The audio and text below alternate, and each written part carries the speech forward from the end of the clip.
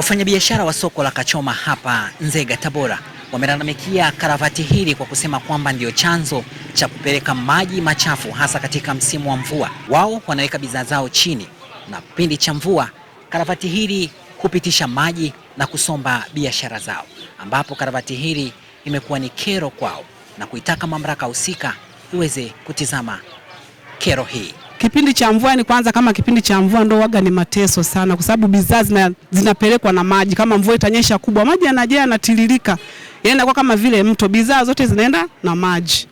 Kwa majina naitwa Angelina Samson Nemiswa. Mimi ni mfanyabiashara wa soko hili la Kachoma. Nauza nyanya na karoti.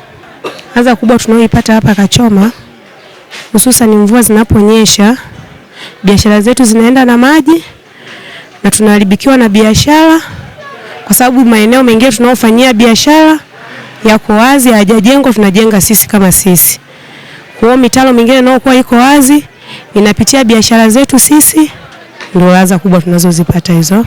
Maana walikuja wakatuambia kwamba watatuwekea umeme na patajengwa, ila mpaka muda huu hapajawekwa umeme na wala hatujajengewa.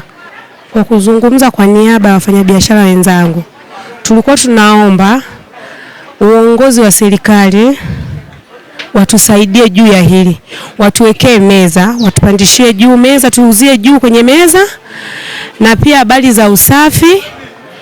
Usafi wa hapa hauendi kihalali. Ina maana kwa mfano kama sasa hivi hauendi kama kiserikali ulivyokuwa unafanyika serikali kama serikali.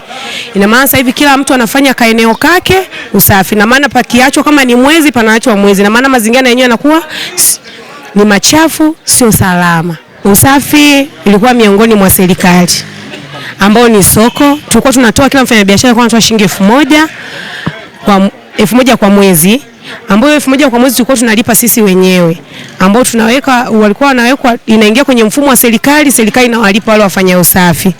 Kwa hiyo nilikuwa naomba ile huduma ingerudishwa ili kuweka kwenye usalama mzuri habari za usafi za hapa sokoni. Kwa majina naitwa Lameki Abraham Katolo, ni mjasiriamali. Changamoto sokoni, changamoto ya hapa soko la Kachoma, unaiona hiyo karavati iliyopo hapo hivi inapitisha maji sokoni.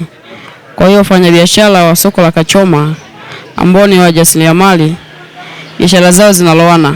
Mfano mvua inanyesha usiku, unakuta biashara zimeloana, huo mtaro unapitisha maji hapa, unakuta maji yanapita mpaka huko juu, na mtaro huo hapa. Wafanyabiashara wa matikiti wako pale, unakuta biashara zao zinaloana. Unaona? Naitwa Gerard Nyamweru ya Gambe. Kero yetu kwanza moja, masika ikiingia hapa, watu tunahangaika sana hapa kufunua. Nakuta changamoto kama hiyo.